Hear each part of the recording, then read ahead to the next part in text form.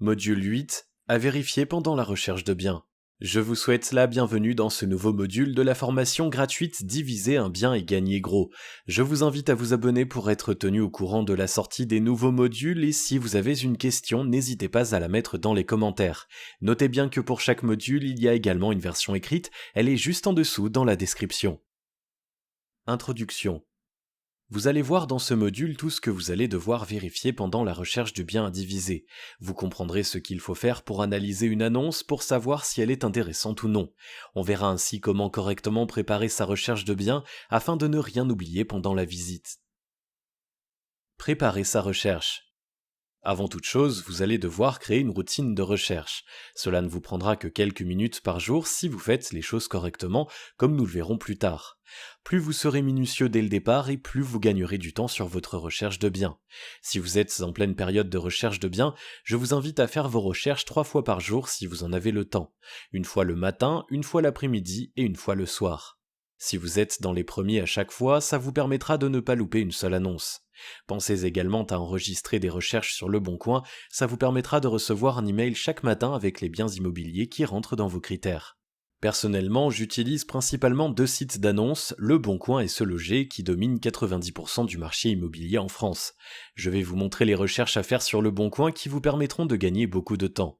Il faut savoir une chose, c'est qu'absolument tous les biens immobiliers sont susceptibles d'être divisés, que ce soit un simple appartement, une maison, un immeuble ou même un entrepôt. Bref, dans votre recherche, il ne faut rien laisser de côté. Comme il ne faut laisser aucun bien de côté, dans la barre de recherche, vous n'allez rien mettre, laissez-la vide. Ce qui sera important dans notre cas, comme il n'y a pas de recherche précise, c'est de ne rien mettre dans la barre de recherche. Choisissez la catégorie vente immobilière, puis cochez les filtres maison, appartement et autres. Mettez ensuite le budget maximum que vous pouvez investir. Sachez que si vous avez par exemple 300 000 € à investir, vous pouvez regarder les biens en vente jusqu'à 350 000 €, puisque le prix affiché n'est pas le prix que vous allez payer, il y aura la partie négociation qui entrera en jeu. Reconnaître un bien divisible sur les annonces. L'analyse des annonces va se faire en 2 étapes. Il y aura une première partie qui nous permettra d'analyser le titre avec la miniature de l'annonce, puis une deuxième partie où nous analyserons l'annonce en elle-même. La première étape est importante car ouvrir une annonce et l'analyser, ça fait perdre du temps, alors si vous êtes capable de dégager toutes les annonces juste avec le titre et la miniature sur les milliers d'annonces que vous aurez vues durant votre carrière d'investisseur, vous aurez gagné beaucoup de temps. L'idée, pour gagner le plus de temps possible, c'est que dès que vous trouvez une annonce intéressante avec la première étape, vous l'ouvrez dans une nouvelle fenêtre. Vous ferez ainsi avec toutes les annonces intéressantes que vous trouverez, mais vous n'irez les voir qu'à la fin. Concentrez-vous sur une chose à la fois pour gagner un maximum de temps. Dans un premier temps, analysez tous les titres avec les miniatures, et dans un deuxième temps, vous analyserez toutes les annonces que vous aurez ouvertes dans un autre onglet. Au niveau du titre, je regarde. La taille en mètres carrés du bien, c'est souvent indiqué sur le titre, c'est pratique, ça permet de savoir très vite si le prix au mètre carré est trop cher par rapport au prix moyen du secteur. Vous savez que le prix moyen est de 2 000 € au mètre carré et vous voyez un bien de 100 mètres carrés à 250 000 €, c'est next direct, pas besoin d'ouvrir l'annonce, vous perdrez du temps. Le secteur, régulièrement dans le titre on voit proche gare, quartier X, sachant que grâce à l'étude de marché, vous savez où investir, vous saurez directement si le secteur indiqué dans le titre mérite d'ouvrir l'annonce ou non. Les indications du type refait à neuf ou neuf, sachant qu'en tant qu'investisseur rentable on veut faire beaucoup de travaux, pas besoin d'aller plus loin non plus, je dis next.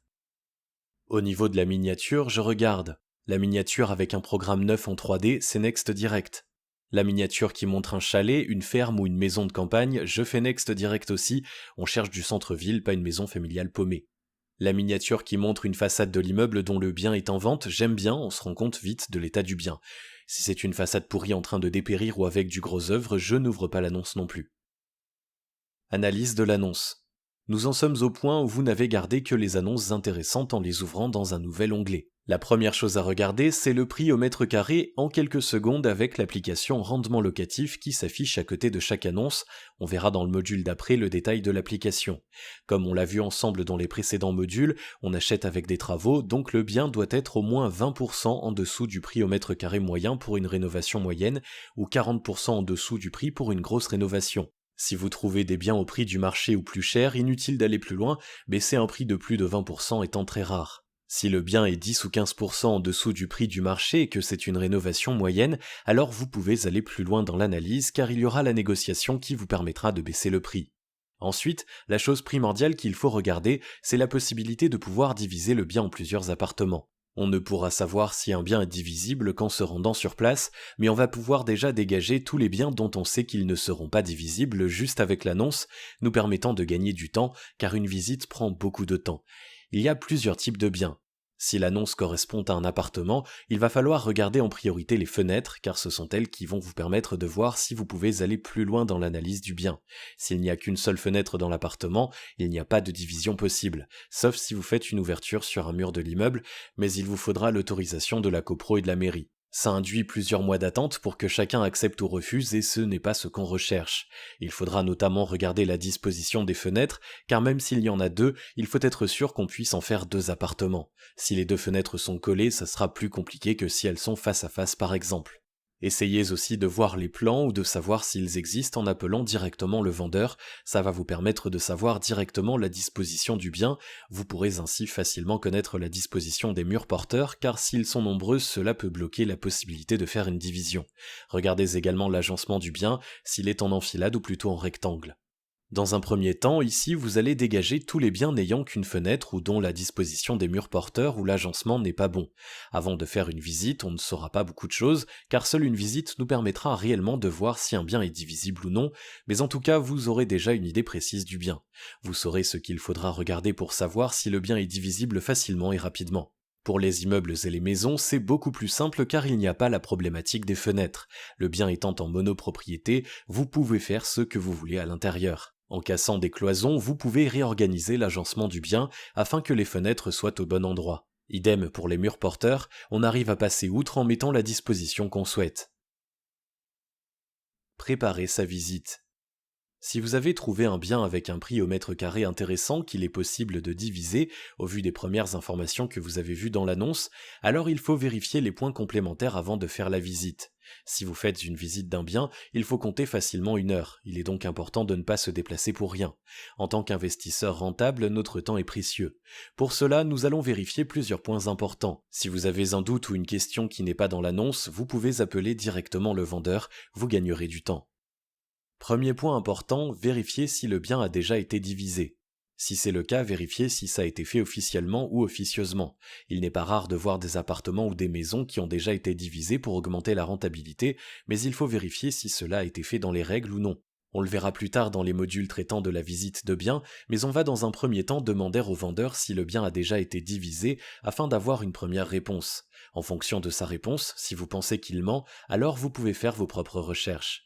Vous pourrez déjà avoir des doutes juste avec l'annonce. Exemple, si vous voyez une annonce proposant 2 appartements en vente en même temps et qu'ils ne peuvent pas être différenciés, alors il y a de grandes chances que le bien ait été divisé officieusement. Ce n'est pas mauvais, mais c'est une info qu'il faut savoir. Si l'annonce ne semble pas suspecte, vous pouvez aller plus loin dans vos recherches en allant vous renseigner auprès du cadastre.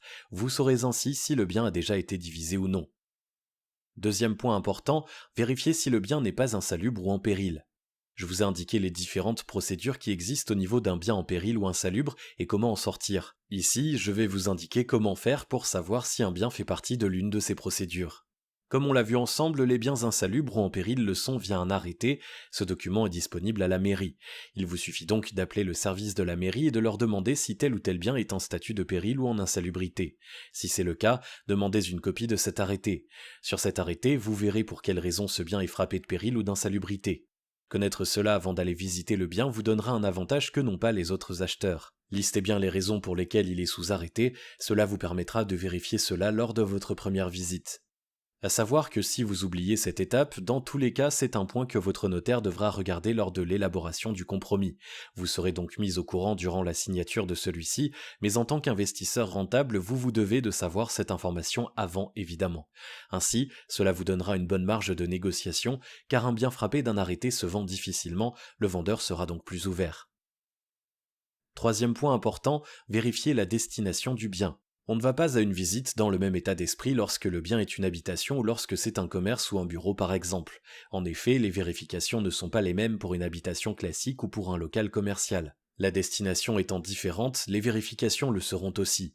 Dans la quasi-totalité des annonces, vous connaîtrez la destination du bien en vente. La chose la plus importante lorsque vous achetez un bien ayant une destination autre que de l'habitation est d'absolument vérifier que le changement de destination est possible puisque, vous le savez, vous ne pouvez pas louer un bien en tant qu'habitation si sa destination n'est pas la bonne. Au final, si vous allez visiter un commerce dont le changement de destination n'est pas possible, alors ce n'est même pas la peine d'aller le visiter, vous perdez du temps pour rien. On le verra en détail plus tard, mais pour changer la destination d'un bien, vous devez regarder le PLU, plan local d'urbanisme de la ville. Celui-ci peut vous obliger à créer des places de parking pour la création du logement.